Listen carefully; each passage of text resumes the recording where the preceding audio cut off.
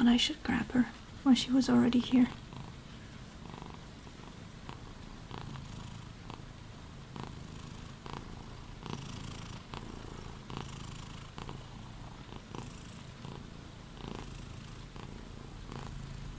She's trying her best.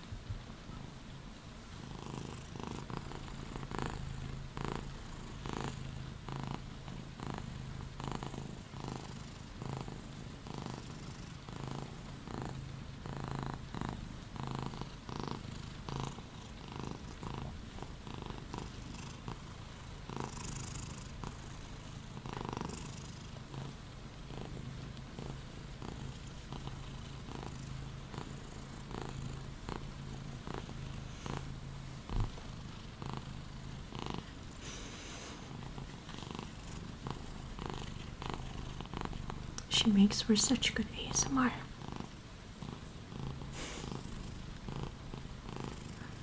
It's the same cat because the other one, it doesn't like sitting on my lap. And she's more obedient, so it's easier. Oh. You can hear the other one. He wants to get in. Meow. Meow.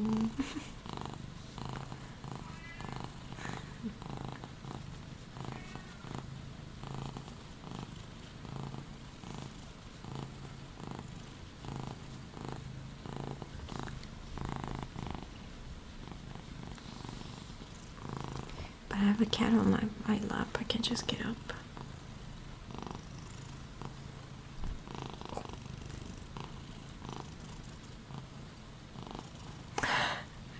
Oh no, the cat heard me talk shit. No. It's not like that.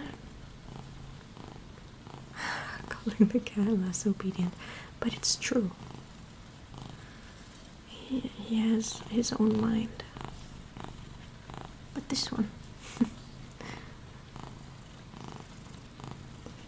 if you like pet her enough, then she stays normally.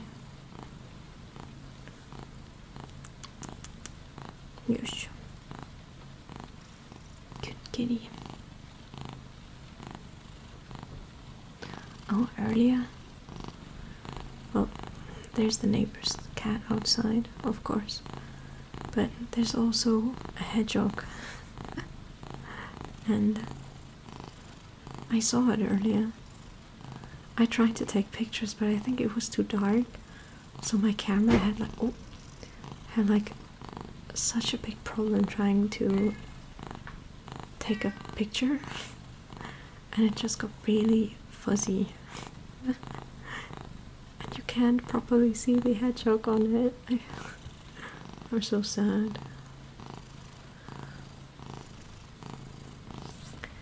Yeah, actual Sonic picture.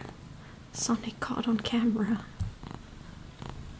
And the hedgehog was looking for food because we feed the neighbor's cat outside. So I guess sometimes the hedgehog has been stealing food. Yes, not your food, dog. Because you need all the food you can to feed all this mass.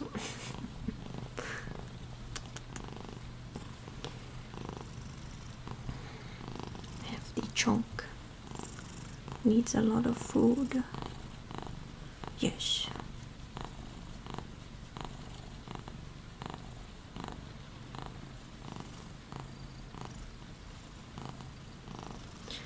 I updated my OBS before stream, and I thought everything would be fine, but then when I hit start streaming, it was like, you can't do that, you need a new version of NVIDIA. And I was like, excuse me? I need what now?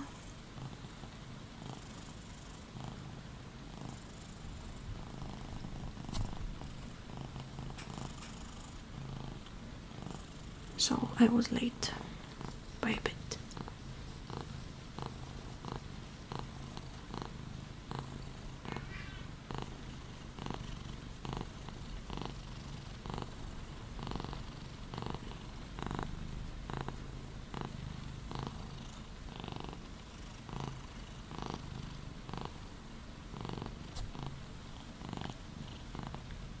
I feel like she's a bit silent today. Or maybe I didn't plug the headphones in properly. Don't you want to purr a bit louder? Hmm?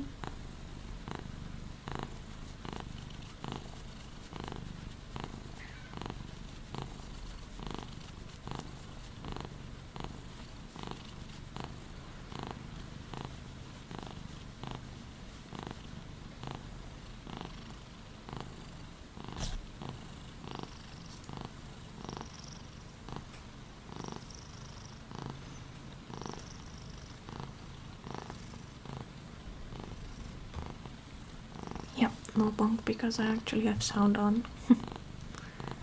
Which is the raining noises.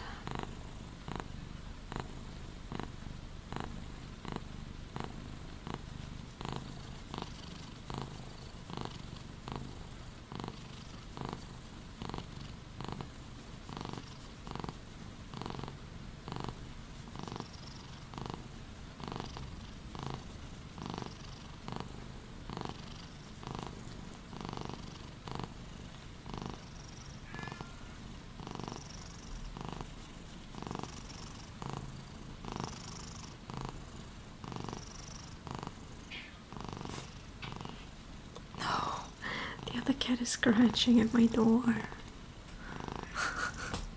I feel bad.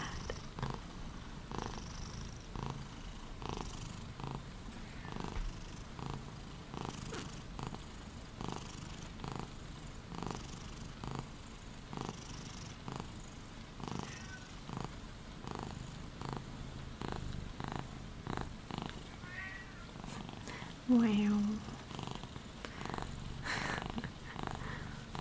Cat wants to be in on the ASMR.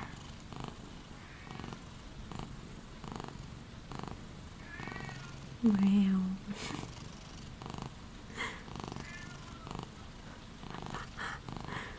He's so dramatic. And why? For what reason? Yes, you're so cute. Cute kitty.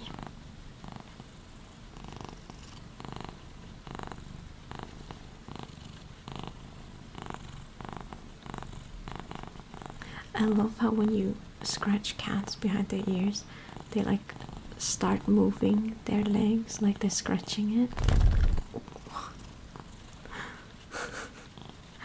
But I'm the one doing the work.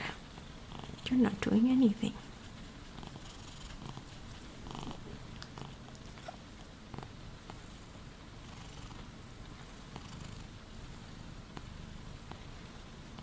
Oh, she's out of juice. You don't want to purr anymore? Hmm?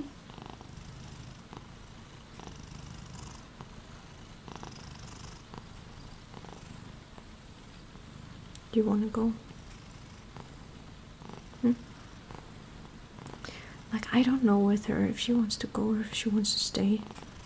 Because she's just doing what I want. And we both know that. Do you want to go? Hmm? No? Yes? You can leave, you know. Hmm?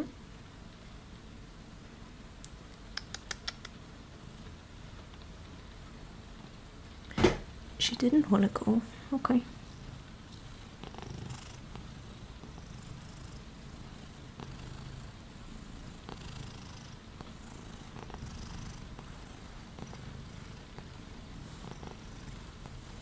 Can you go anyways?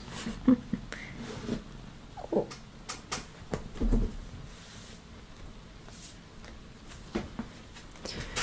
There she goes. I had to eat my cat because she wasn't purring anymore and I need space.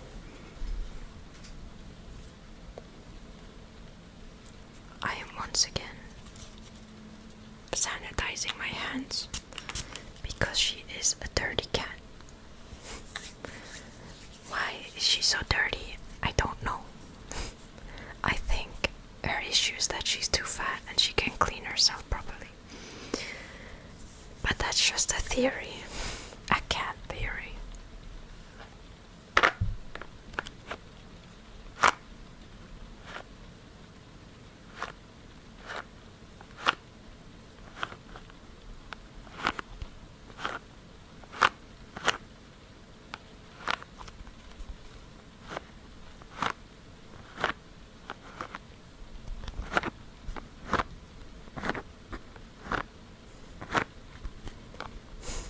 Oshi, my buneki. Welcome.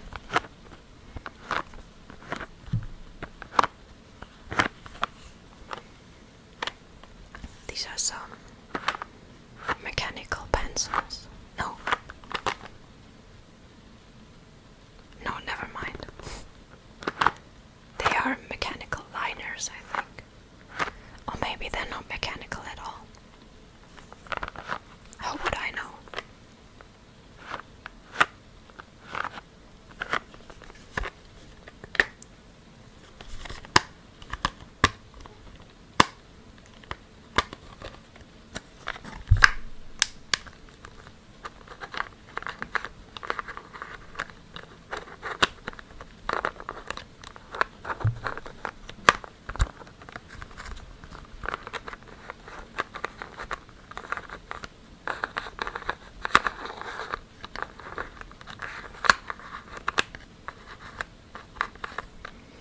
I wonder if they still write.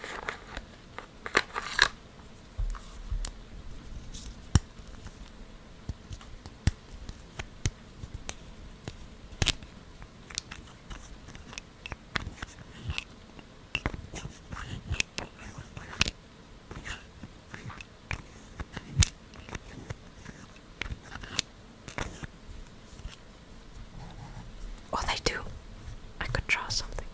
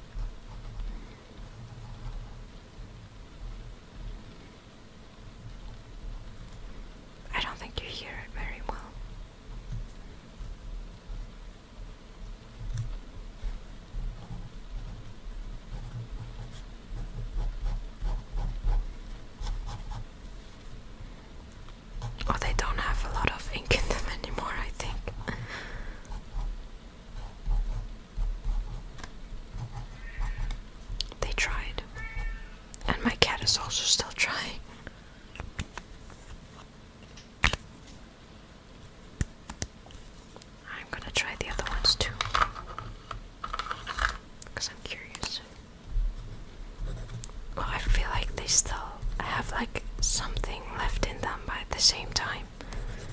They're dry. Very dry.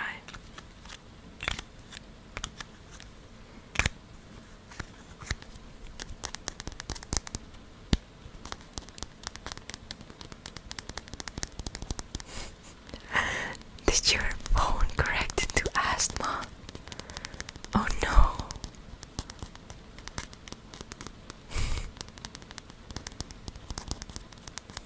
Not the asthma.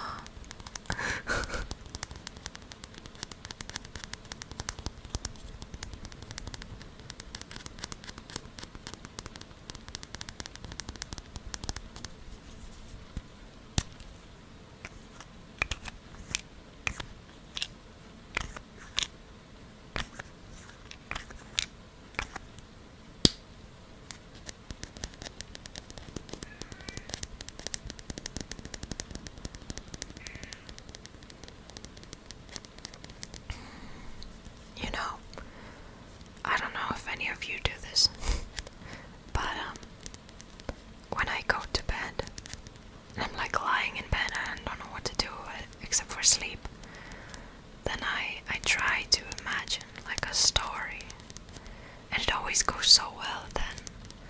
But when I try to think of like an idea for like an ASMR POV, then I'm just like, I have no clue, and then I just give up.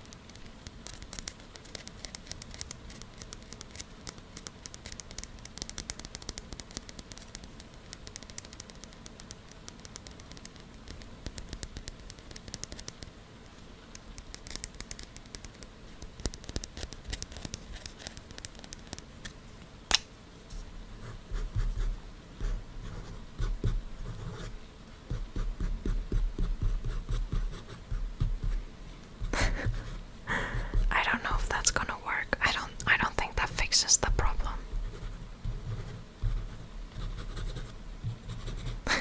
POV, I'm just sleeping. And it's just gonna be me like this. With a blanket. As my POV. I don't know about that.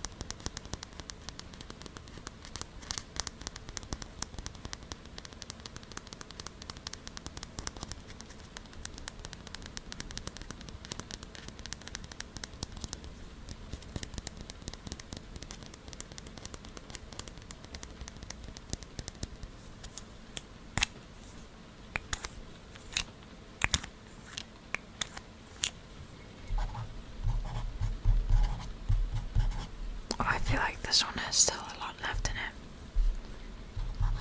A taser. Why would I need a taser? If I can just make you into a cat instead. Oh, this one's still pretty good.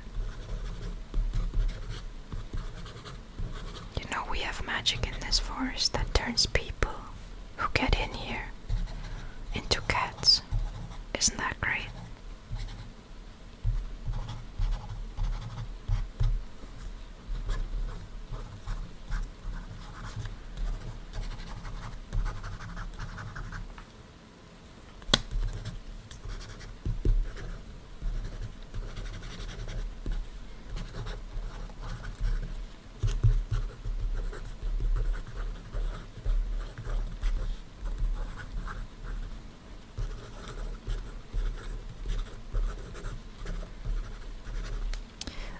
Maybe I shouldn't ride with this one, because this one's actually working still. I don't want to end up using it up.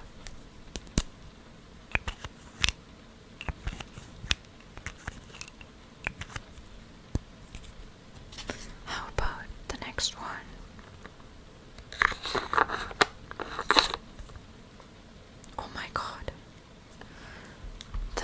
pens aren't in order of thickness. Cursed. Oh, this one also still works, I think. I mean, does it? Yeah. I mean, yeah. I think so.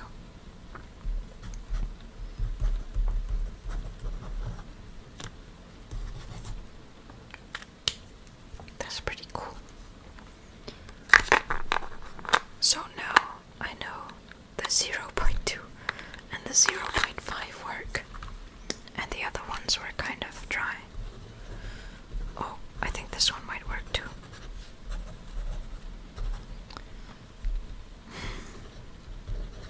So,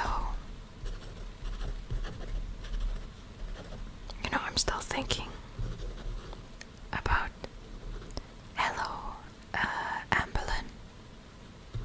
Welcome. But yeah, I don't know. I'm still worried about the piano string.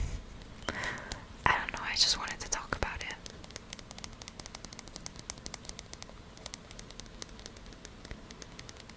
I haven't done like a camera one in a while, and I'm scared.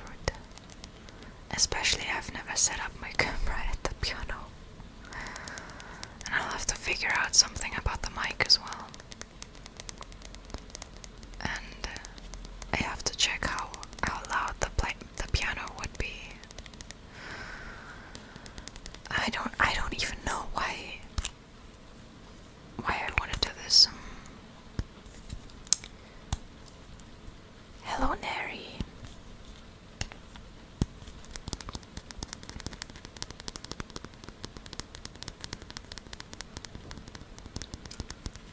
But it could be a nice idea.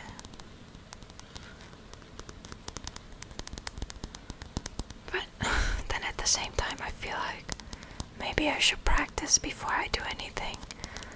But I don't think I'm gonna have anything that's like done that I can show off, except like old stuff if I find my sheets. So who knows what's gonna happen, honestly. Did this one work? Yes. Okay.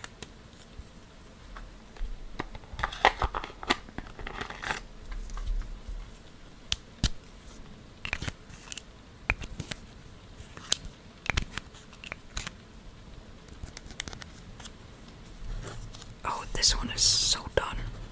That is dry as hell. No.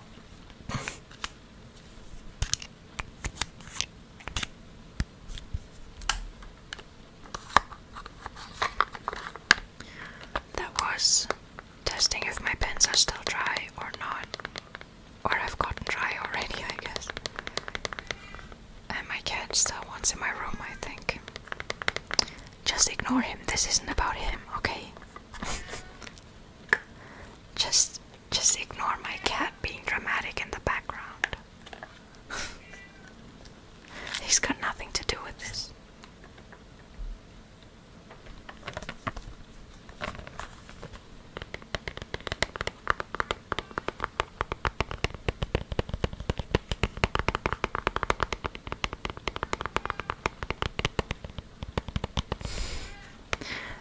This is just a POV. I try to do ASMR while my cat is doing other stuff.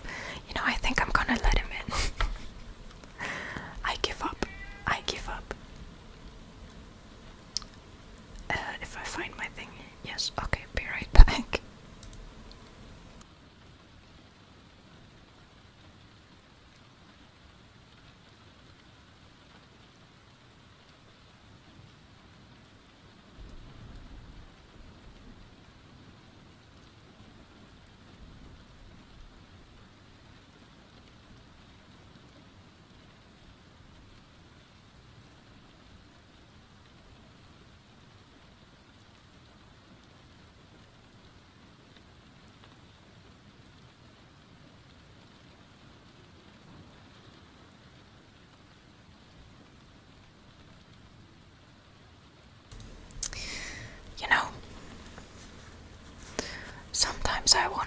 hates me or something. Because he's so annoying. Like, I guess he just knows that he can get what he wants if he's just loud enough. And it's true.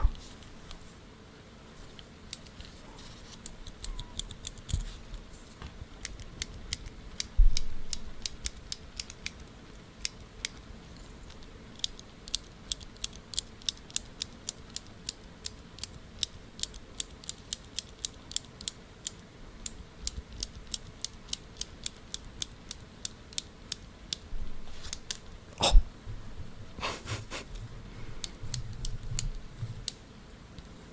I didn't think there was actually like a thing inside. But there was. And it fell out because I clicked too much.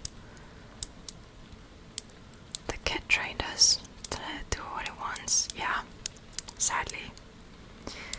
But like, do I ignore him and let him scream for half an hour? Or do I just value the silence, and give him what he wants? They know. They know what we're gonna do.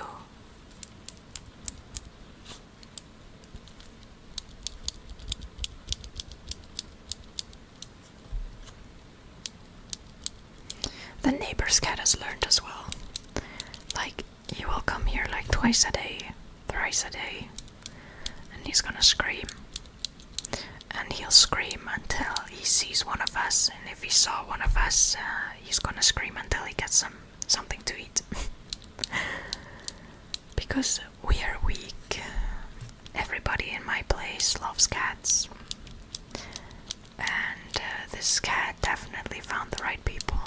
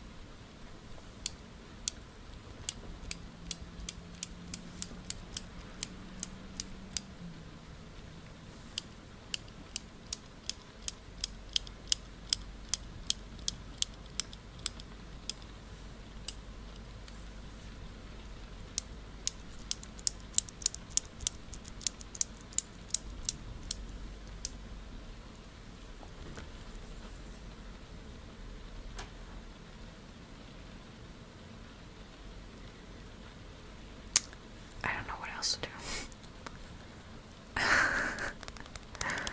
What if your classmate doesn't know the answer to the math test? So true. You know how there's like those pencils that you can that have like edges, and there's just random answers.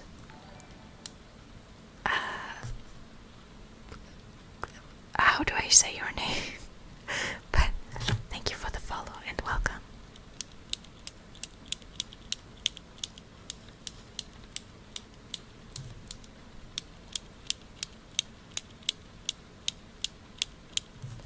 Gee, okay, that works.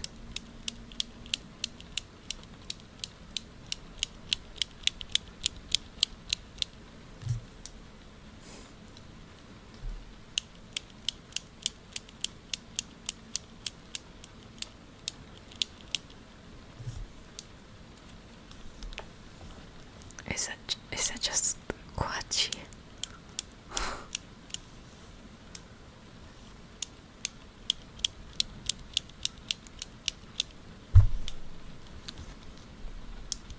I'm okay. A bit tired, but okay. How are you?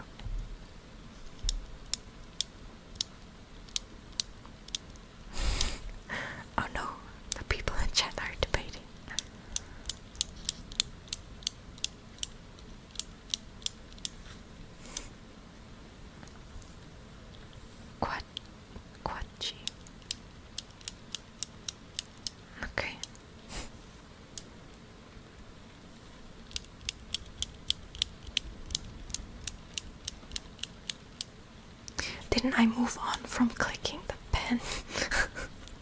I got distracted.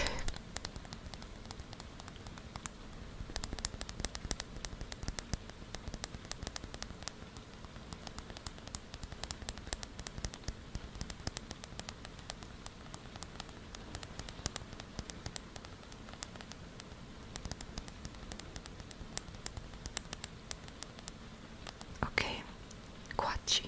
I can handle that. Yeah. Many thoughts. You know, sometimes I feel bad. Like I hydrate. I mean, if you say it like that.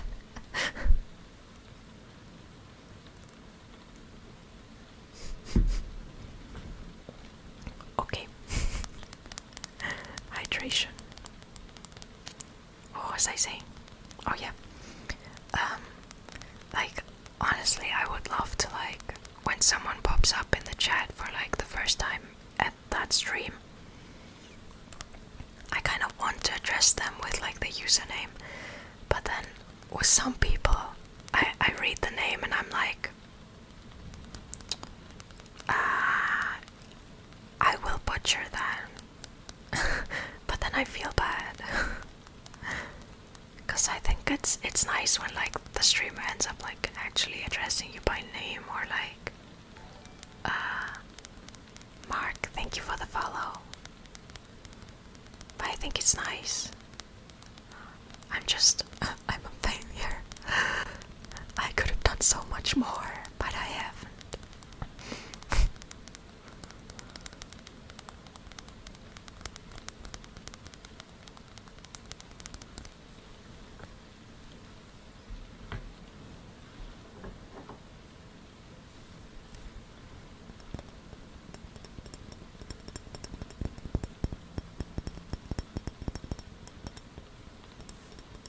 It be like that sometimes. Yeah, I know like people who when they get a follow they just say like thank you for the follow. And I get that because sometimes I don't know how to read names. But you know, like the people are already following, I might as well try to say their names. I remember back like ages in the days when I didn't stream and I just watched some people.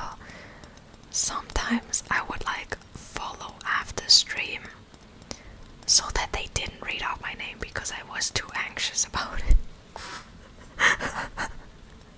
I am not joking. My anxiety is that bad. Like, I would be like,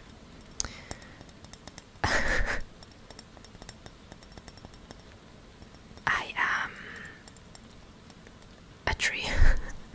My lore is a bit complicated, so I can water it down. Basically, I live in this forest with a big tree, and this tree has given me life. And so basically, I'm just part of that tree. And I just simply chose a form that would be popular with the humans. And I thought it would be kind of cute to have animal ears, you know.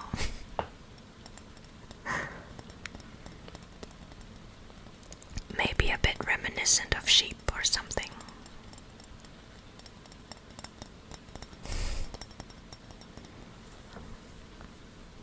Yeah, basically.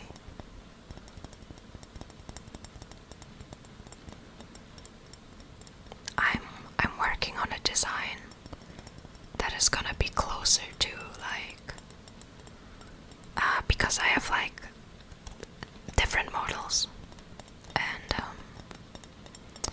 they're based on the seasons. But I'm currently working on a model that is gonna be more specific to when I'm closer to the forest and my magic is stronger.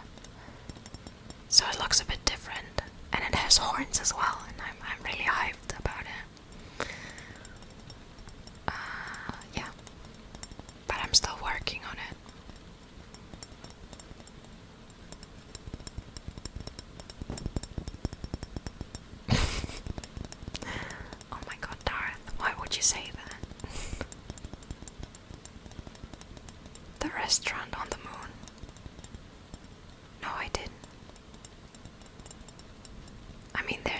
things I'm thinking about right now, but I think that's not it. Grapefruit, no atmosphere. Oh no. But at least there's aliens, right?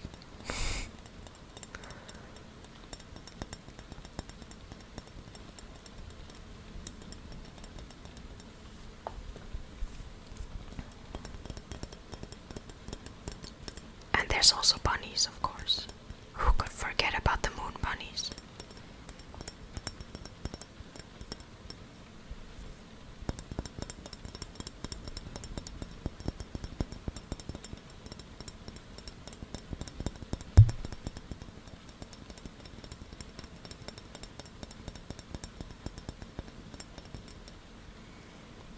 Why did the person at the soda factory quit their job?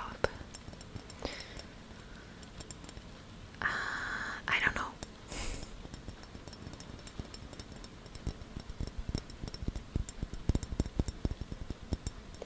Because it was so depressing. Oh no. I hope they find a better job then.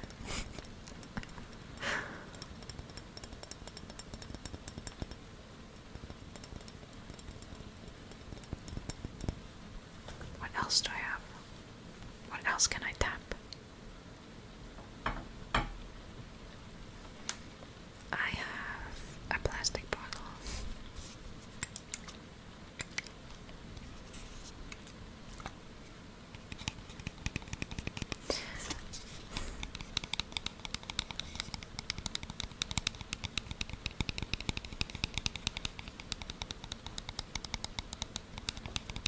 Jokes are like paper. Terrible. Ah. It's okay, we appreciate some good puns here.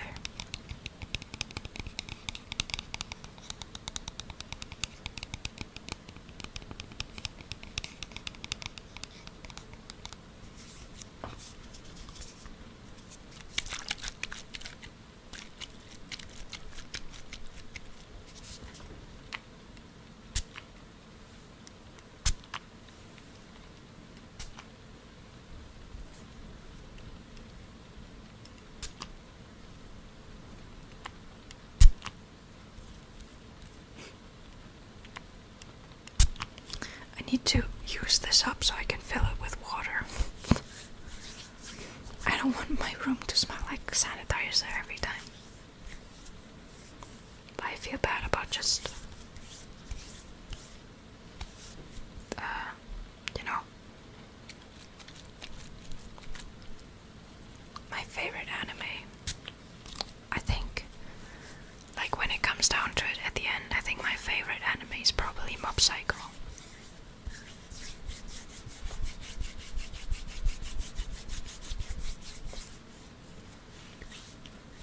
Like, it combines everything I love. Here's this Dragon Maid. Dragon Maid is pretty good. Solid pick, I'd say. But yeah, like, the stuff I like in anime is like action, a good plot, of course. But like, I love it when a good story teaches you like life lessons, and Mob Psycho definitely has those. Oh yeah, One Piece is so goddamn long. One day I will read the manga. I keep telling myself that, and one day I will do it.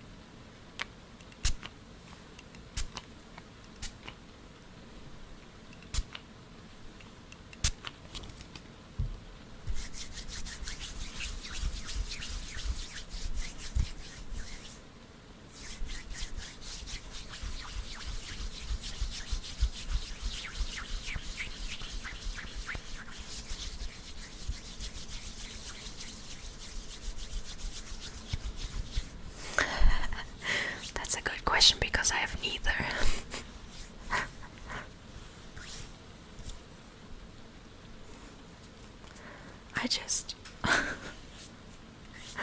I'm using this really cheap mic that I also normally use for streaming, like my normal streams. And it somehow works for both, I guess. I made it work until I have the funds to get a good mic for ASMR. This has to do. Yeah, it sounds fine. So I'm like, you know, at the end of the day, you don't need like an expensive mic to stream. If you just want to do it for fun, you know, we all start somewhere. It's just a USB mic. It's the, what is it? Quad something. Quad cast, no. Let me look. I should have it here somewhere. HyperX Quadcast. It's just basically the cheapest thing I just could find. I was like, okay, this works. $100. I can spend that much, and so here I am. And it glows, I guess. Yippee. We love fancy glowing mics because how else would the people know that I'm a gamer? Real gamer hours. When the people that repair my window come in here, or like the radiator, they're gonna see my glowing mic and they're gonna be like, oh yeah, this person, a real gamer. They only will know if you have RGB lights somewhere in your room, okay? No, I'm kidding, of course. I'm joking. Yeah, it has a mute button on top. I can just boop.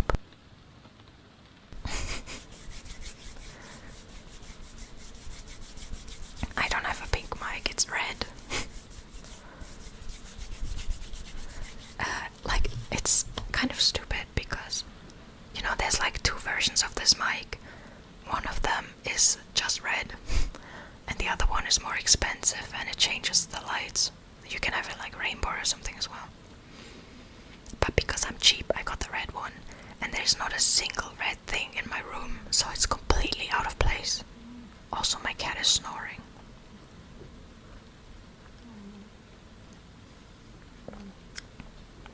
Bedtime story. I know Kilpsy reads bedtime stories a lot, but I don't know where. GGGQ, thank you for the follow. I can see if I can look something up. I can call you Q. Okay. Add red mouse pad rug. I have this gorgeous blue with like a sky pattern, with like a star pattern. It's a huge desk mat, and I'm so glad I bought it, and I'm not buying another one, okay? My money has been spent. Okay, I'm looking at bedtime stories. Oh my god.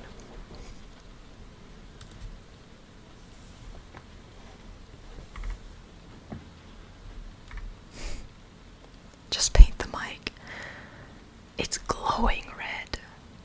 I don't think I can influence it unless like the lamp inside it breaks or something.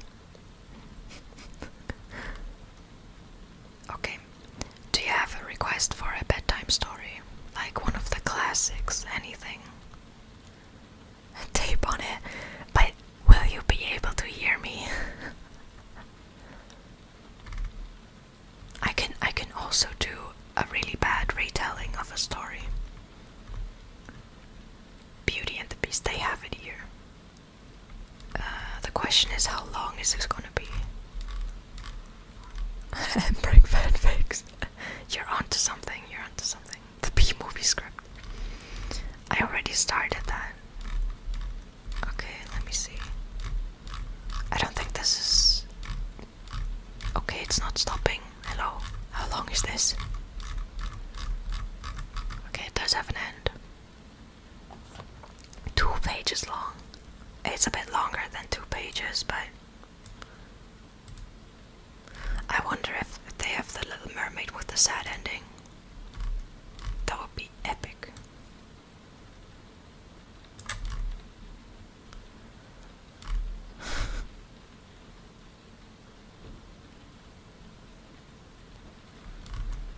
Let me see. I need to find out if this is the bad ending.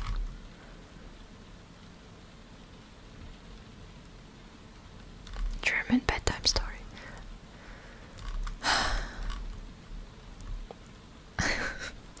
Okay, what if I look up a German bedtime story and I translate it into English as I go?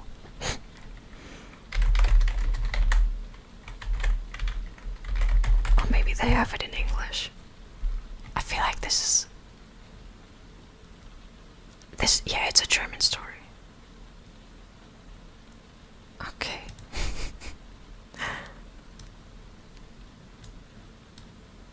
But it's like a lot of fairy tales are written by the Grimm brothers. So, like, Earthquake Time behaves. No, Joe Hansel and Gretel it's a German one as well. I mean, you can just look up Grimm and then you probably find something, you know. Okay, this one. How long is it? It's not too long, I think I can read this. It's about a boy who finds gold, I think. But he's stupid, okay? Does any one of them have Empreg? I don't think so. It would be pretty funny. Okay. Let me... Reading bedtime story. There. Yeah, cheesy modes are broken. Uh-oh. Okay, this is a translation of it. I don't know how good this is, but I mean, I'll just give it a try. Okay. Hans had served his master for 7 years, so he said to him, "Master, my time is up. Now I should be glad to go back home to my mother. Give me my wages." Or should I read like this? Maybe this is nicer if I just talk instead of whispery talking. The master answered, "You have served me faithfully and honestly. As the service was so shall the reward be." Okay. And he gave Hans a piece of gold as big as his head. Hans pulled his handkerchief out of his pocket, wrapped up the lump in it, put it on his shoulder, and set out on the way home. As he went on, always putting one foot before the other, he saw a horseman trotting quickly and merrily by on a lively horse. What story is this? Hans in luck. At least translated. "Ah," said Hans quite loud, "what a fine thing it is to ride. There you sit as on a chair. You stumble over no stones, you save your shoes, and get on you don't know how." The rider, who had heard him, stopped and called out, "Hello, Hans. Why do you go on foot then?" Yeah, it's a Grimm Brothers translated story. "I must," answered he, "for I have this lump to carry home. It is true that it is gold, but I cannot hold my head straight for it, and it hurts my shoulders." Thank you for the help.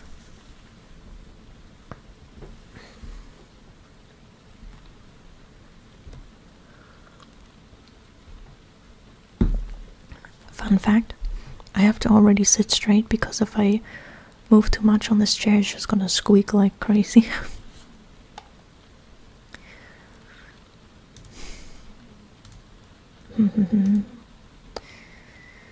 I must, my shoulders, yes. "I will tell you what," said the rider. "We will exchange. I will give you my horse, and you can give me your lump." "With all my heart," said Hans, "but I can tell you, you will have to crawl along with it." The rider got down, took the gold and helped Hans up, then gave him the bridle, tied in his hands and said, "If you want to go at a really good pace, you must click your tongue and call out, 'Yup, yup.'" Hans was heartily delighted as he sat upon the horse and rode away so bold and free. After a little while he thought that it ought to go faster, and he began to click with his tongue and call out, "Yup, yup." The horse put himself into a sharp trot, and before Hans knew where he was thrown off and lying in a ditch which separated the field from the highway. The horse would have gone off too if it had not been stopped by a countryman who was coming along the road and driving a cow before him. "A lump of gold. My man's exchanged some gold for a horse." Hans got his limbs together and stood up on his legs again, but he was vexed, and said to the countryman, "It is a poor joke, this riding, especially when one gets hold of a mare like this, that kicks and throws one off, so that one has a chance of breaking one's neck. Never again will I mount it. Now I like your cow, for one can walk quietly behind her, and have over and above one's milk, butter and cheese every day without fail. What would I not give to have such a cow?"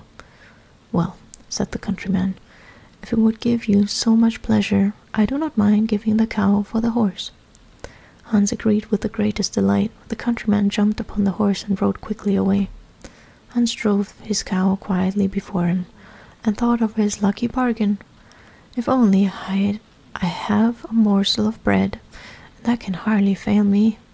I can eat butter and cheese with it as often as I like. If I am thirsty, I can milk my cow and drink the milk. Good heart, what more can I want?" When he came to an inn, he made a halt, and in his great content ate up what he had with him, his dinner and supper, and all he had, and with his last few farthings had half a glass of beer. Then he drove his cow onwards along the road to his mother's village. As it drew nearer midday, the heat was more oppressive, and Hans found himself upon a moor which it took about an hour to cross. He felt it very hot, and his tongue clave to the roof of his mouth with thirst. "I can find a cure for this," thought Hans. "I will milk the cow now and refresh myself with the milk."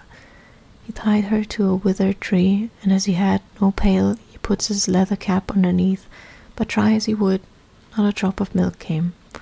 And as he set himself to work in a clumsy way, the impatient beast at last gave him such a blow on his head with its hind foot that he fell on the ground and for a long time could not think where he was. The chances of getting killed by a cow are never zero.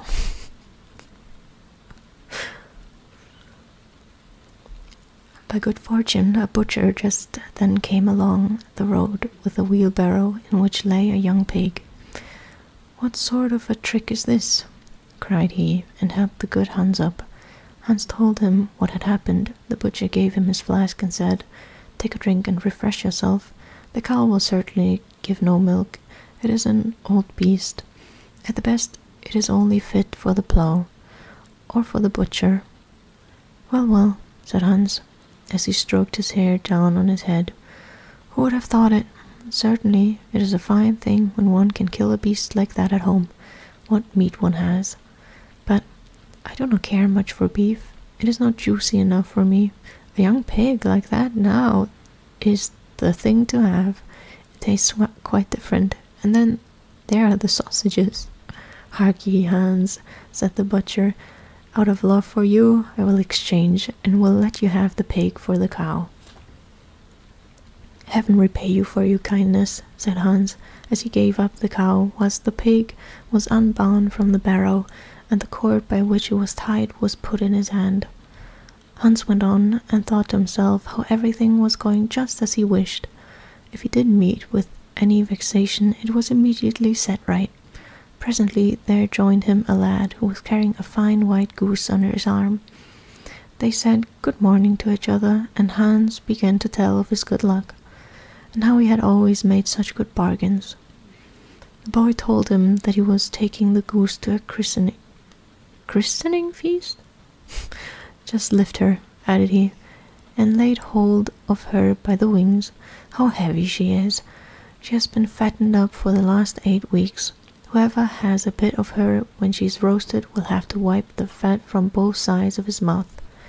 Yes, said Hans, as he weighed her in one hand. She is a good weight, but my pig is no bad one. Meanwhile, the lad looked suspiciously from one side to the other and shook his head. Look here, he said at length, it may not be all right with your pig. In the village through which I passed, the mayor himself had just had one stolen out of its sty. I fear that you have got hold of it here. They have sent out some people, and it would be a bad business if they caught you with the pig. At the very least, you would be shut up in the dark hole. The good Hans was terrified. Goodness, he said, help me out of this fix. You know more about this place than I do. Take my pig and leave me your goose. I shall risk something at that game, answered the lad, but it will not be the cause of your getting into trouble. So he took the cord in his hand and drove away the pig quickly along a bypath. The good Hans, free from care, went homewards with the goose under his arm. When I think over it properly, said he to himself, I have even gained by the exchange. First there is the good roast meat, then the quantity of fat which will drip from it, and which will give me dripping for my bread for a quarter of a year. And lastly, the beautiful white feathers. I will have my pillow stuffed with them. And then indeed I shall go to sleep without rocking. How glad my mother will be. As he was going through the last village, there stood a scissors grinder with his barrow. As his wheel whirred, he sang, I sharpen scissors and quickly grind, my coat blows out in the wind behind. Hans stood still and looked at him. At last he spoke to him and said, All's well with you, as you are so merry with your grinding. Yes, answered the scissors grinder. The trade is a golden foundation. A real grinder is a man who as often as he puts his hand into his pocket finds gold in it. But where did you buy that fine goose? I did not buy it, but exchanged my pig for it, and the pig, that I got for a cow, and the cow, I took that instead of a horse, and the horse, for that I gave a lump of gold as big as my head, and the gold, well, that was my wage for 7 years' service. You've known how to look after yourself each time, said the grinder. If you can only get on so far as to hear the money jingle in your pocket whenever you stand up, you will have made your fortune. How shall I manage that? Said Hans. You must be a grinder, as I am. Nothing particular is wanted for it but a grindstone. The rest finds itself.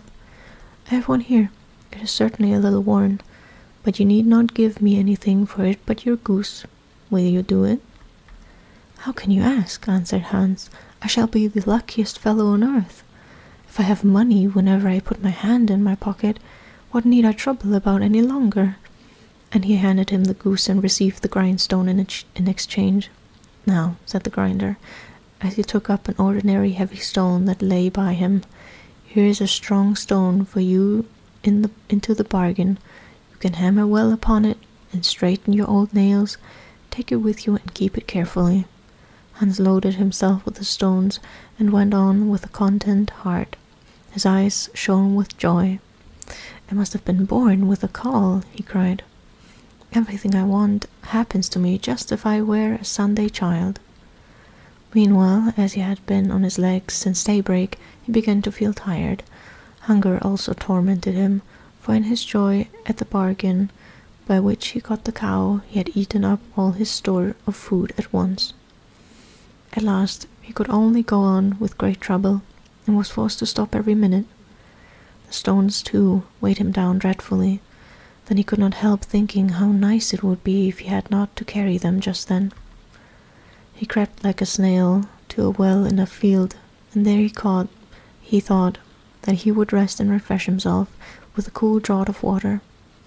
But in order that he might not injure the stone in sitting down, he laid them carefully by his side on the edge of the well. Then he sat down on it and was to stoop and drink, when he made a slip, pushed against the stones, and both of them fell into the water. When Hans saw them with his own eyes sinking to the bottom, he jumped of joy, and then knelt down, and with tears in his eyes thanked God for having shown him this favor also, and delivered him in so good a way, and without his having any need to reproach himself, from those heavy stones which had been the only thing that troubled him. "There is no man under the sun as fortunate as I," he cried out. With a light heart and free from every burden, he now ran on until he was with his mother at home. It's such a silly story.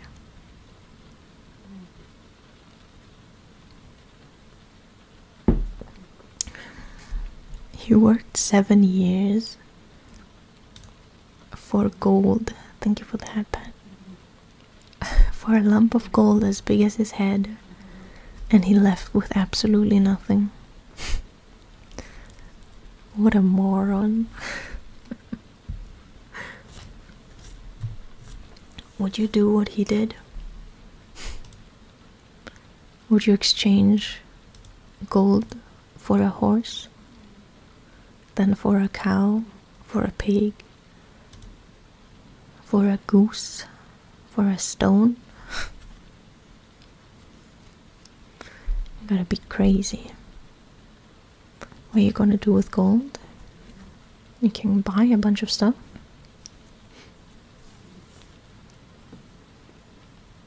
You can buy more than just a horse, I think.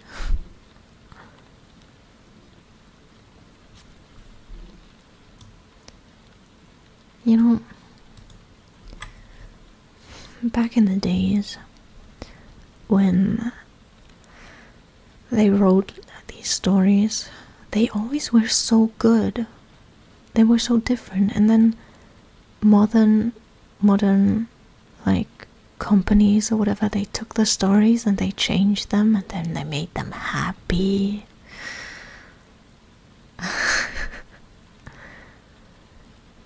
But as we can see, happiest are those who have nothing to worry about. Sometimes maybe it's better to have no thoughts behind those eyes instead of many thoughts, because many thoughts just make you worry. But if you have no thoughts, then you're happy because you have a smooth brain and there's nothing going on, no wrinkles, no sadness. But meanwhile, the wrinkles, they produce the sadness. I agree, I'm not a fan of happy stories. Happy, smooth brain, yeah.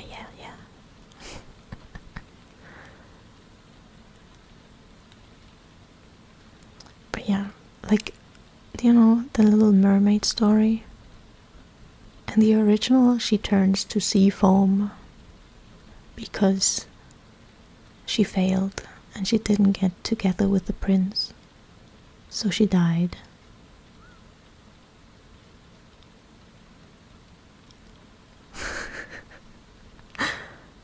I kind of want to read that story, not right now, but like in general, because I don't know how long it is, like the original one. What else is there? Why is it always a prince? Well, who knows? In Beauty and the Beast, you know, the Disney version of Beauty and the Beast, I think he looks better as the Beast. Yeah, it really always is princess, isn't it?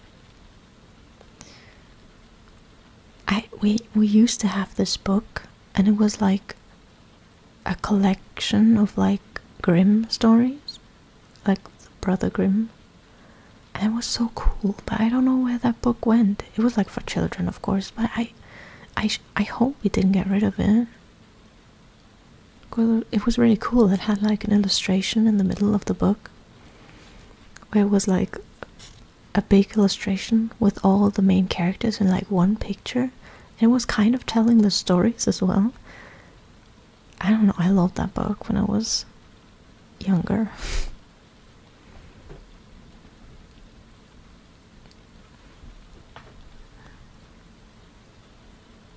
I'm trying to think. Isn't Briar Rose or like Sleeping Beauty a handcam reading of it? That would be cool. Sleeping Beauty is also a sad story because the prince, like he tries, there's like, because in the original one I remember the tower where she is in, or the castle, is like surrounded by thorns, and I think the prince tries to get in and ends up hurting himself on the thorns, and he goes blind. So in the end he can't see, and I think that's kind of funny. You know, these stories were so goddamn good, but then they made them like child friendly.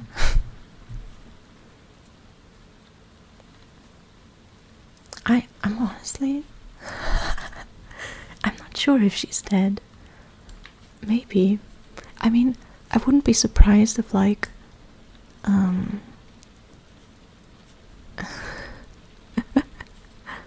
yeah, he was blind, true. I guess he didn't check for a pulse. Not the necrophilia in my what's it called? Fairy tale.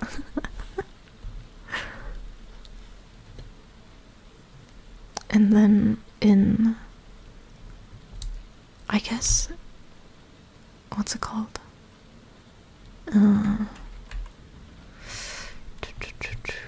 Snow White. Snow White is also a bit different. I don't know exactly what the ending is, but I know that she gets saved because of the dwarves and not because of a prince. I think, yeah, honestly, that was a better ending. I'm telling you, the originals of all these fairy tales are so much more interesting. Raven, why do you know? Have you tried it? Are you telling this because of first-hand experience?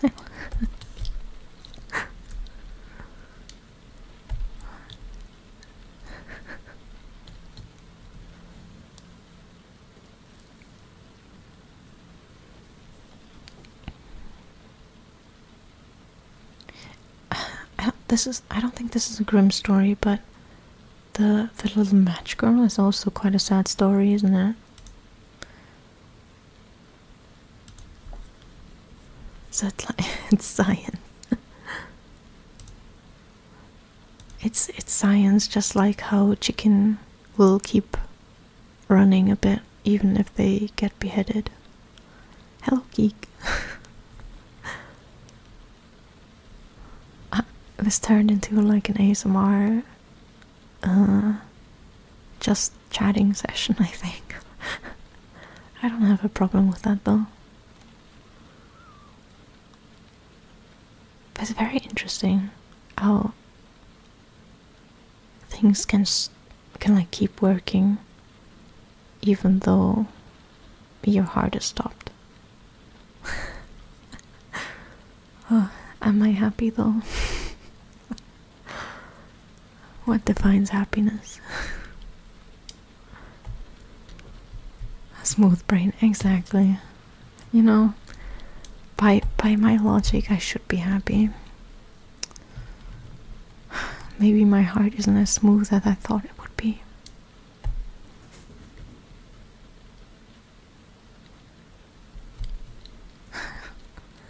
Oh my god, the blood is working without us. No way.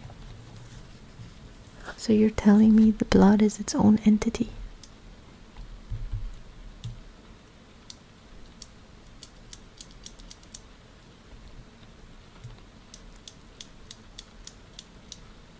This isn't me doing ASMR, this is me actually fidgeting.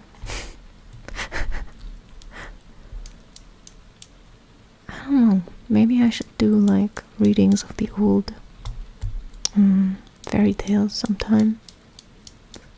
I can probably read another one though. Another German one if I remember it correctly.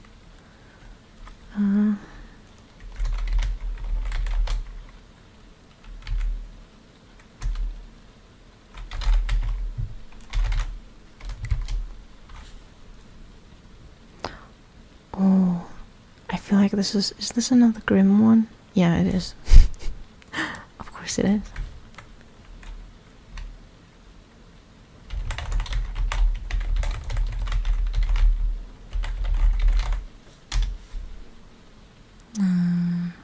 English. Oh, it's the same site.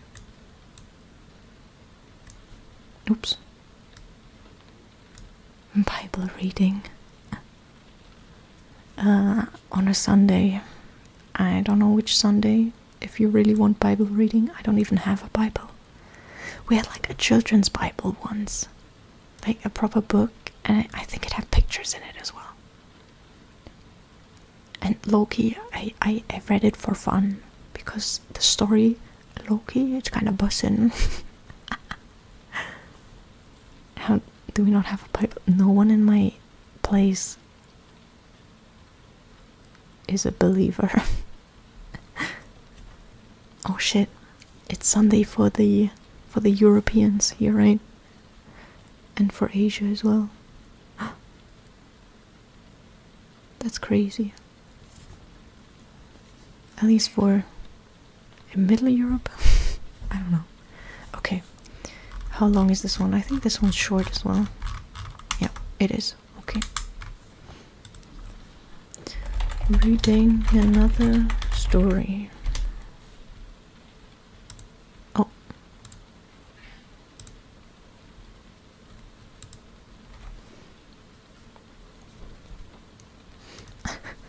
I don't have a Bible at hand, okay? I can't just read it.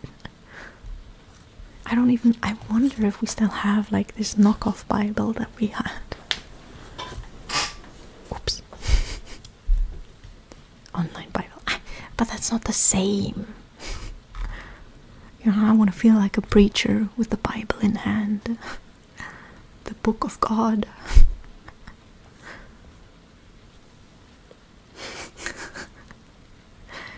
And then I'm gonna read it in Latin, okay? And I will not translate it because I forgot everything. Okay. It's in English it's called The Valiant Little Tailor. Actually, let me take a sip.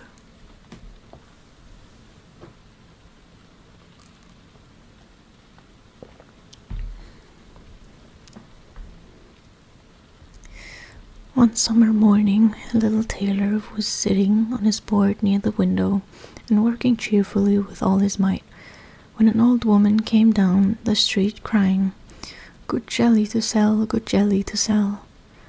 The cry sounded pleasant in the little tailor's ears, so he put his head out of the window and called out, "Here, my good woman, come here if you want a customer."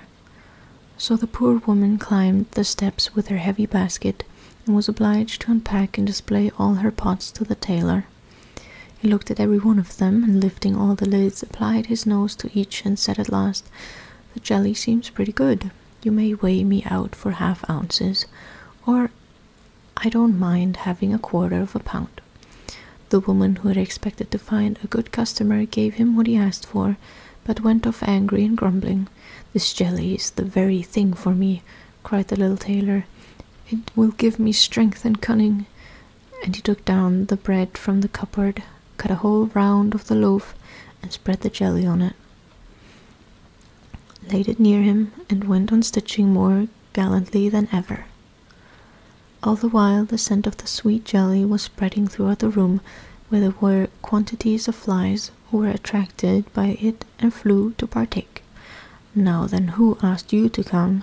said the tailor, and drove the unbidden guests away, but the flies, not understanding his language, were not to be got rid of like that, and returned in larger numbers than before.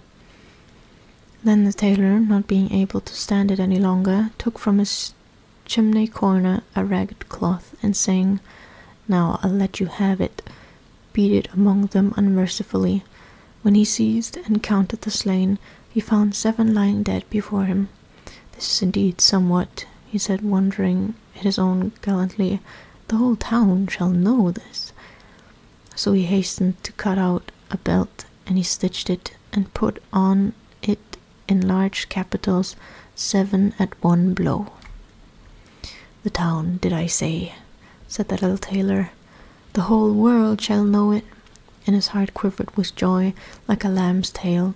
The tailor fastened the belt round him, and began to think of going out into the world, with his workshop seemed too small for his worship.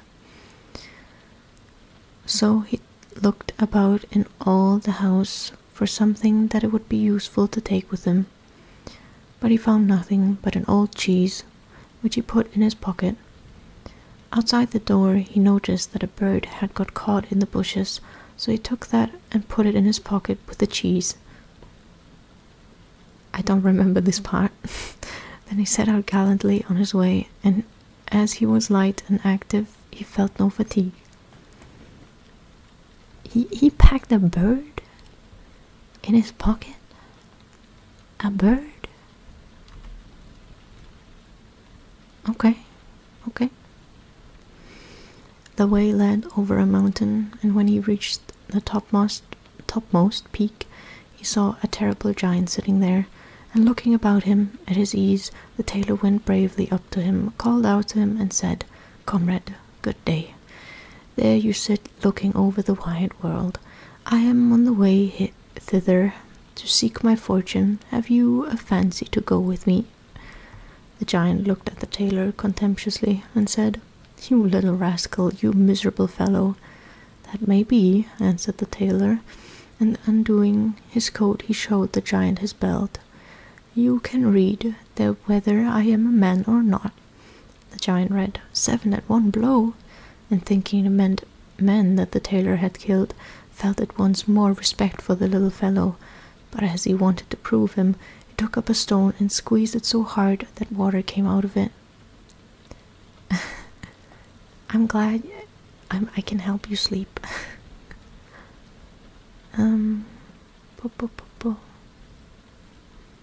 The water came out of it. "Now you can do that," said the giant. "That is, if you have the strength for it." "That's not much," said the little tailor. "I call that play." And he put his hand in his pocket and took out the cheese and squeezed it, so that the whey ran out of it. "Well," said he, "what do you think of that?" The giant did not know what to say to it, for he could not have believed it of the little man. Then the giant took up a stone and threw it so high that it was nearly out of sight. "Now, little fellow, suppose you do that." "Well thrown," said the tailor, but the stone fell back to earth again. "I will throw you one that will never come back." So he felt in his pocket, took out the bird and threw it into the air, and the bird, when it found itself at liberty, took wing, flew off, and returned no more. "What do you think of that, comrade?" asked the tailor. "There's no doubt that you can throw," said the giant, "but we will see if you can carry."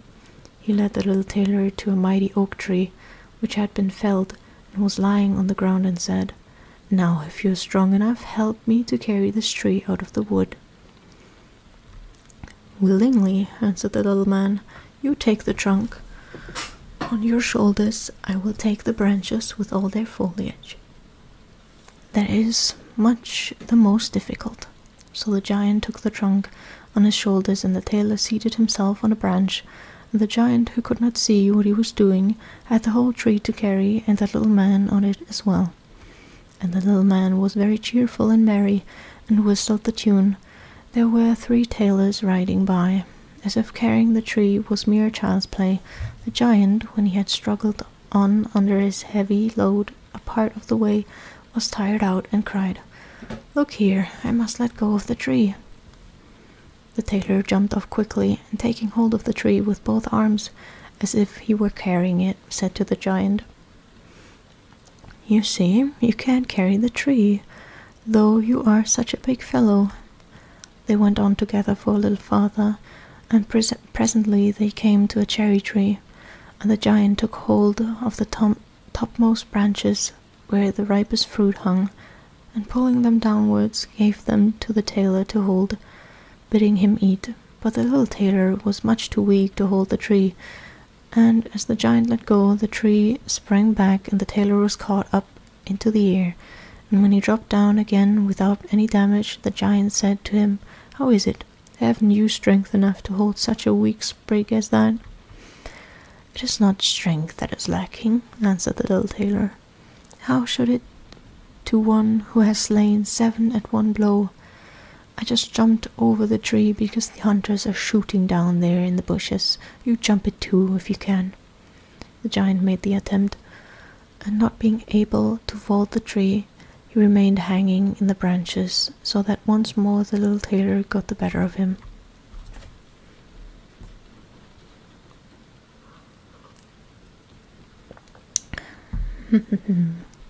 "Then," said the giant, "as you are such a gallant fellow, suppose you come with me to our den and stay the night." The tailor was quite willing, and he followed him. When they reached the den, there sat some other giants by the fire, and each had a roasted sheep in his hand, and was eating it. The little tailor looked around and thought, "There's more elbow room here than in my workshop." And the giant showed him a bed, and told him he had better lie down upon it and go to sleep. The bed was, however, too big for the tailor, so he did not stay in it, but crept into a corner to sleep. As soon as it was midnight, the giant got up, took a great staff of iron, and beat the bed through with one stroke, and supposed he had made an end of that grasshopper of a tailor. Very early in the morning, the giants went into the wood and forgot all about the little tailor, and when they saw him coming after them alive and merry, they were terribly frightened, and thinking he was going to kill them, they ran away in all haste. So the little tailor marched on, always following his nose, and after he had gone a great way, he entered the courtyard belonging to a king's palace. And there he felt so overpowered with fatigue that he lay down and fell asleep. In the meanwhile come various people who looked at him very curiously, and read on his belt, 7 at one blow. "Oh," said they, "why should this great lord come here in time of peace? What a mighty champion he must be." Then they went and told the king about him, and they thought that if war should break out, what a worthy and useful man he would be, and that he ought not to be allowed to depart at any price. The king then summoned his council and sent one of his courtiers to the little tailor to beg him, so soon as he should wake up, to consent to serve in the king's army. So the messenger stood and waited at the sleeper's side until his limbs began to stretch and his eyes to open, and then he carried his answer back. And the answer was, "That was the reason for which I came," said the little tailor. "I am ready to enter the king's service." So he was received into it very honorably, and a separate dwelling set apart for him. But the rest of the soldiers were very much set against the little tailor, and they wished him 1,000 miles away. "What shall be done about it?" they said amongst themselves. "If we pick a quarrel and fight with him, then 7 of us will fall at each blow. That will be no good to us." So they came to a resolution, and went all together to the king to ask for their discharge.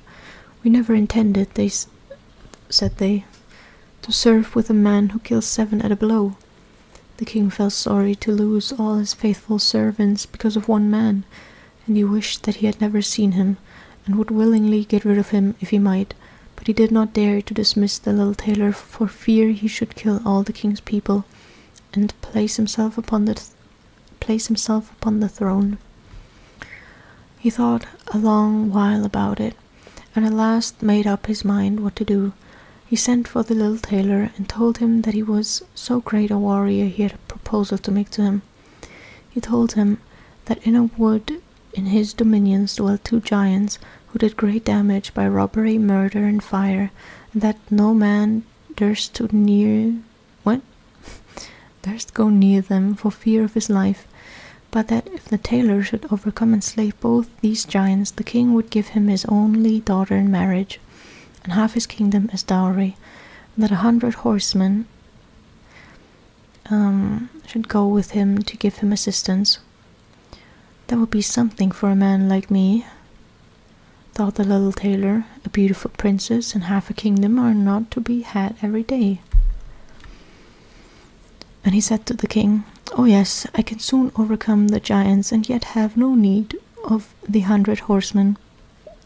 He who can kill 7 at one blow has no need to be afraid of 2. So the little tailor set out, and the 100 horsemen followed him. When he came to the border of the wood, he said to his escort, "Stay here while I go to attack the giants." Then he sprang into the wood and looked about him right and left. After a while he caught sight of the 2 giants. They were lying down under a tree, asleep and snoring so that all the branches shook. The little tailor, all alive, filled both his pockets with stones and climbed up into the tree and made his way to an overhanging bough so that he could seat himself just above the sleepers, and from there he let one stone after another fall onto the chest of one of the giants. For a long time the giant was quite unaware of this, but at last he woke up and pushed his comrade and said, "What are you hitting me for?" "You are dreaming," said the other. "I'm not touching you." And they composed themselves again to sleep, and the tailor let fall a stone on the other giant. "What can that be?" he cried. "What are you casting at me?" "I'm casting nothing at you," answered the first, grumbling. They disputed about it for a while, but as they were tired, they gave it up at last, and their eyes closed once more. Then the little tailor began his game anew, picked out a heavier stone and threw it down with force upon the first giant's chest. "This is too much," cried he, and sprang up like a madman and struck his companion such a blow that the tree shook above them. The other paid him back with ready coin, and they fought with such fury that they tore up trees by their roots to use for weapons against each other, so that at last they both of them lay dead upon the ground. And now the little tailor got down. "Another piece of luck," said he, "that the tree I was sitting in did not get torn up too, or else I should have had to jump like a squirrel from one tree to another." Then he drew his sword and gave each of the giants a few hacks in the breast, and went back to the horsemen and said, "The deed is done. I have made an end of both of them. But it went hard with me. In the struggle they rooted up trees to defend themselves, but it was of no use. They had to do with a man who can kill 7 at one blow." "Then are you not wounded?" asked the horseman. "Nothing of the sort," answered the tailor. "I have not turned a hair." The horsemen still would not believe it, and rode into the wood to see, and there they found the giants wallowing in their blood, and all about them lying the uprooted trees. The little tailor then claimed the promised boon, but the king repented him of his offer, and he sought again how to rid himself of the hero.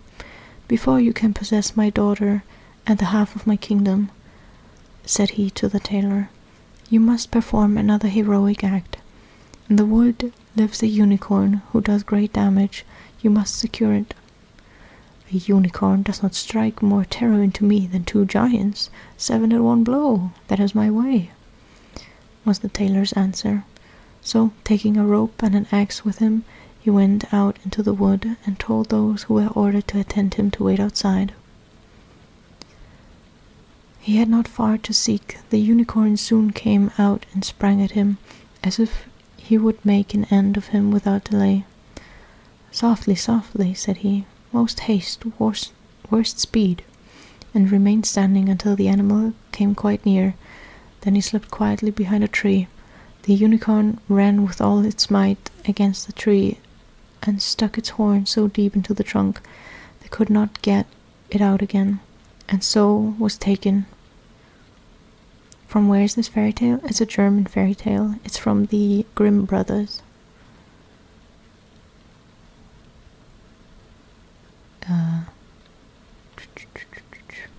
"Now I have you," said the tailor, coming out from behind the tree, and putting the rope around the unicorn's neck. He took the axe, set free the horn, and when all his party were assembled, he led forth the animal and brought it to the king. The king did not yet wish to give him the promised reward, and set him a third task to do. Before the wedding could take place, the tailor was to secure a wild boar which had done a great deal of damage in the wood. The huntsmen were to accompany him. "All right," said the tailor, "this is child's play." But he did not take the huntsmen into the wood, and they were all the better pleased, for the wild boar had many a time before received them in such a way that they had no fancy to disturb him. When the boar caught sight of the tailor, it ran at him with foaming mouth and gleaming tusks to bear it to the ground. But the nimble hero rushed into a chapel which chanced to be near, and jumped quickly out of the window on the other side. The boar ran after him, and when it got caught inside, the door shut after it, and there it was imprisoned, for the creature was too big and unwieldy to jump out of the window too. Then the little tailor called the huntsmen that they might see the prisoner with their own eyes, and then he betook himself to the king, who now, whether he liked it or not, was obliged to fulfill his promise, and give him his daughter and the half of his kingdom. But if he had known that the great warrior was only a little tailor, he would have taken it still more to heart. So the wedding was celebrated with great splendor and little joy, and the tailor was made into a king. One night the young queen heard her husband talking in his sleep and saying, "Now, boy, make me that waistcoat and patch me those breeches, or I will lay my yard measure about your shoulders." And so, as she perceived of what low birth her husband was, she went to her father the next morning and told him all, and begged him to set her free from a man who was nothing better than a tailor. The king bade her be comforted, saying, "Tonight leave your bedroom door open, my guard shall stand outside, and when he is asleep, they shall come in and bind him and carry him off to a ship, and he shall be sent to the other side of the world." So the wife felt consoled, but the king's water-bearer, who had been listening all the while, went to the little tailor and disclosed to him the whole plan. "I shall put a stop to all this," he said. At night he lay down as usual in bed, and when his wife thought he was asleep, she got up, opened the door, and lay down again. The little tailor, who only made believe to be asleep, began to murmur plainly, "Now, boy, make me that waistcoat and patch me those breeches. I will lay my yard measure about your shoulders.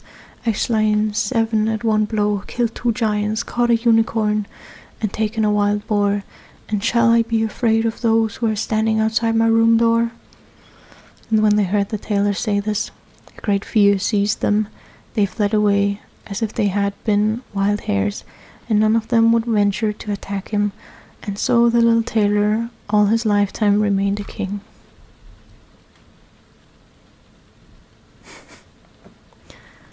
What do we learn from this story?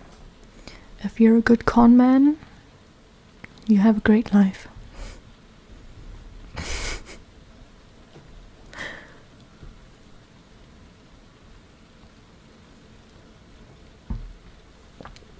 Yes, you got the right one.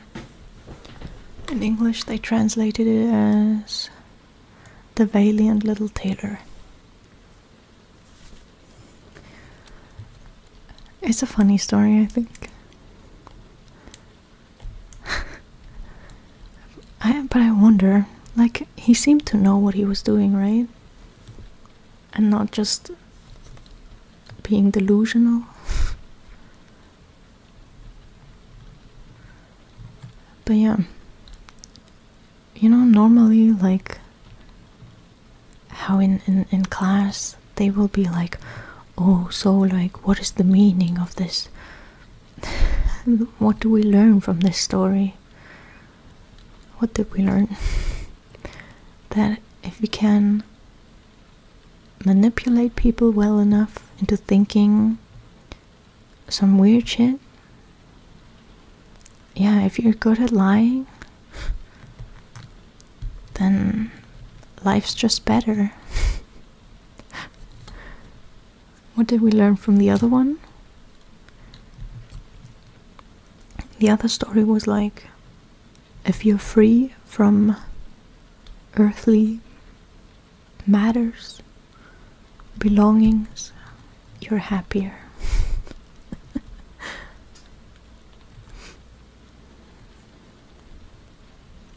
Great stuff.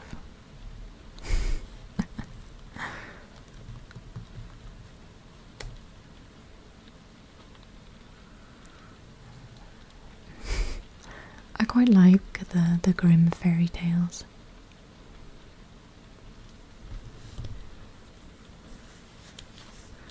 Wait, let me see what else they wrote, if I recognize more.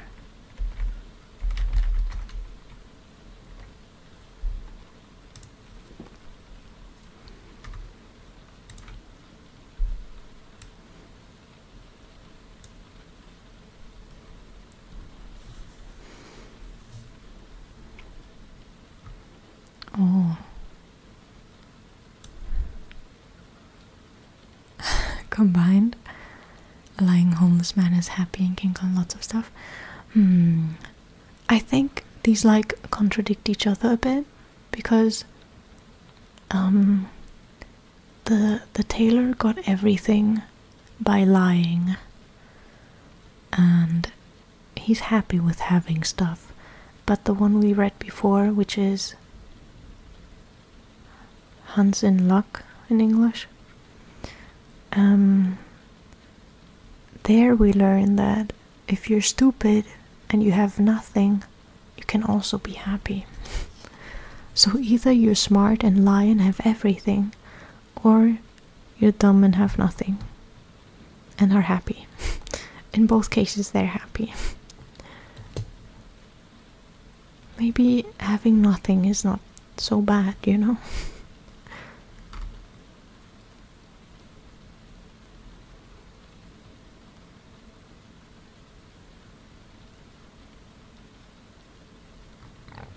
Oh. The other one is in German is Hans im Glück.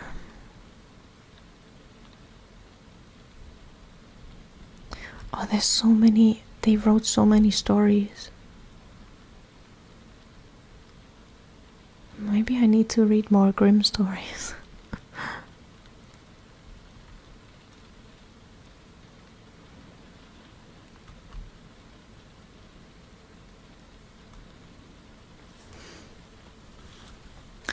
Oh, this is taking me back.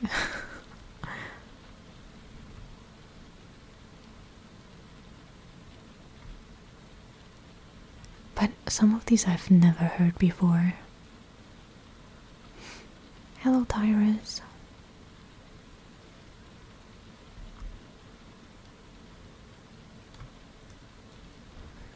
I didn't realize they wrote like all of the big ones, like Briar Rose, Snow White. What's the other one? Red Riding Hood, is it?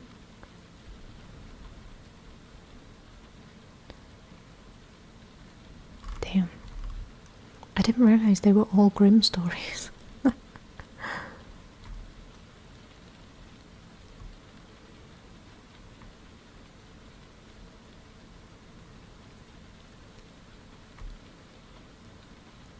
Oh yeah, Hansel and Gretel as well.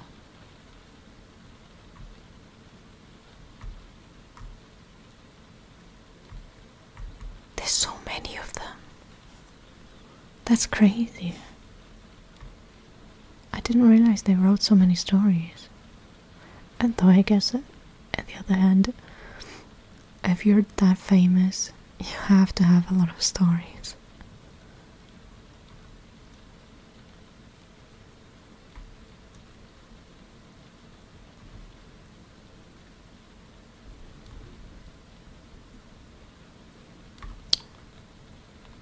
Very interesting.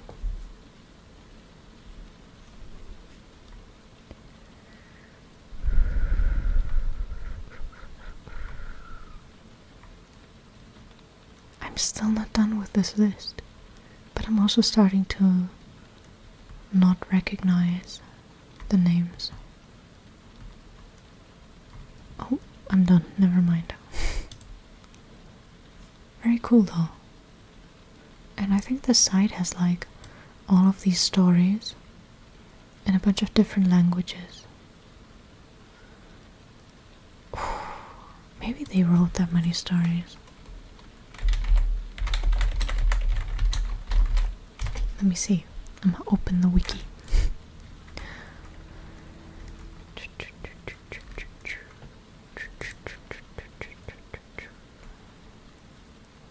What does it say?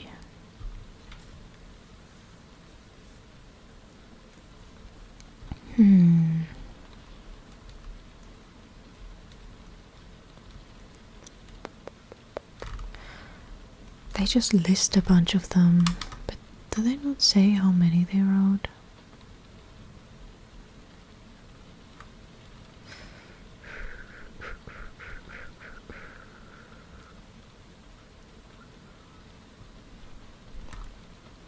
And I wouldn't be surprised if it's that many.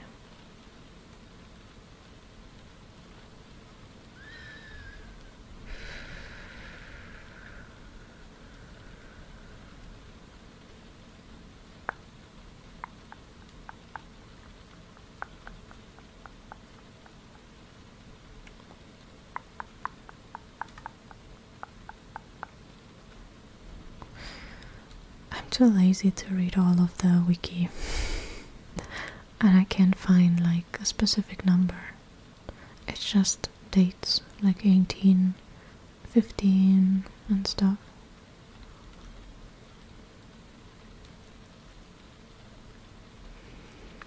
I can't believe I'm not finding the information I want on Wikipedia. Oh no.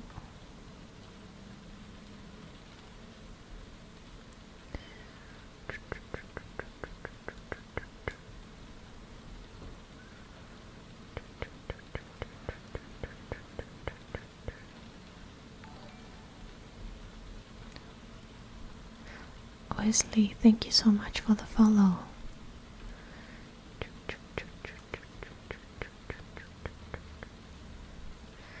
Yeah, I don't see like a number for it.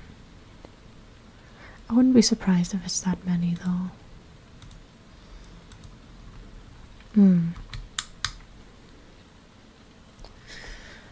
But I think I'll actually have to stop for today.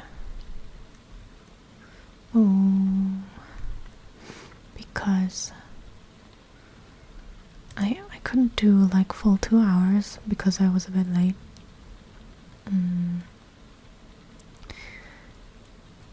But I have this problem that I tend to get a DC, so I gotta stop before the full hour. But this was nice. Reading stories is really nice. I've always liked reading stories.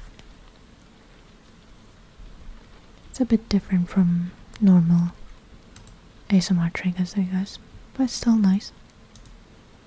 Maybe I can dedicate like a full ASMR stream to reading. I think that could be nice. But yeah. Thank you everyone for joining, and I hope you did get some rest, and I hope you'll get some nice sleep. Phoenix, thank you for the follow. So I hope you get some nice sleep, or maybe, depending on your time, have a good rest of your day. Okay.